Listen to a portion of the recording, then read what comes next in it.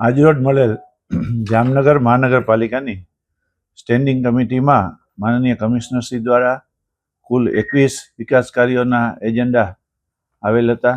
2 વિકાસ કાર્યોના agenda chair ઉપરથી લઈ અને કુલ 23 એજન્ડાના કામને બહાલી આપવામાં આવેલ છે, જેની કિંમત 155 કરોડ 37 લાખ થાય છે, જેની અંદર 135.70 કરોડનો ખર્ચને સૈદ્ધાંતિક સ્વીકાર કરવામાં આવેલ છે અને 19.67 કરોડનો ખર્ચને બહાલી આપવામાં આવેલ છે।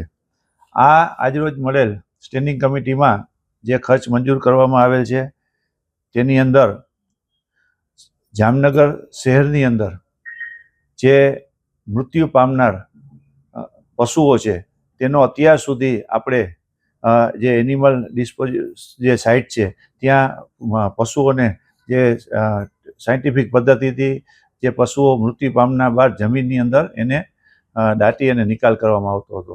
તો વારંવાર લોકોની પણ રજૂઆતો આવતી અને જ્યાં પણ એનો નિકાલ કરવામાં આવતો તેની આજુબાજુના વિસ્તારના લોકોને ઘણીવાર દુર્ગંધ આવે છે તેવી ફરિયાદો મળી હતી અને ત્યારબાદ જામનગરમાં આ પશુઓનો સાયન્ટિફિક રીતે નિકાલ થાય અને કોઈ પણ જાતનો કોઈને નડતર ના થાય તે રીતના એક પશુઓ માટે એનિમલ ક્રિમેટોરિયમ બનાવવાના જે કમિશનરશ્રીની દરખાસ્ત આવેલ હતી તેના ખર્ચને આજરોજ બહાલી આપવામાં આવેલ છે।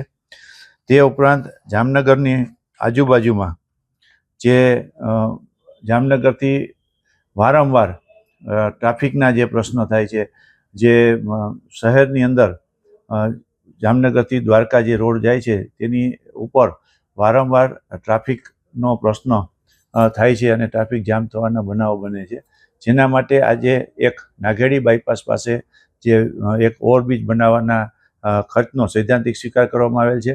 ગ્રાન્ટ મળ્યા બાદ એ કામને પણ કરવામાં આવશે। આ ઉપરાંત જામનગરમાં વોર્ડ નંબર 5ની અંદર જે લોક ભાગીદારીના કામની એક દરખાસ્ત હતી એની પણ બહાલી આપવામાં આવેલ છે। તે ઉપરાંત વોર્ડ નંબર 9ની અંદર આણદાબાવાના ચકલાથી હવેલી સુધી એક સીસી રોડ બનાવવાના કામને પણ બહાલી આપવામાં આવેલ છે। આ ઉપરાંત જામનગરમાં વોર્ડ નંબર 4ની અંદર આંતરિક શેરીમાં સીસી બ્લોકના કામને બહાલી આપવામાં આવેલ છે।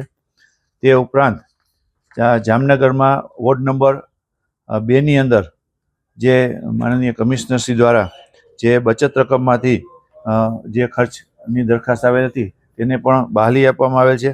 આમ ભૂગર્ભ ગટરના કામ દરેક 4 ઝોનના વધારાના ખર્ચની રકમને પણ બહાલી આપવામાં આવેલ છે।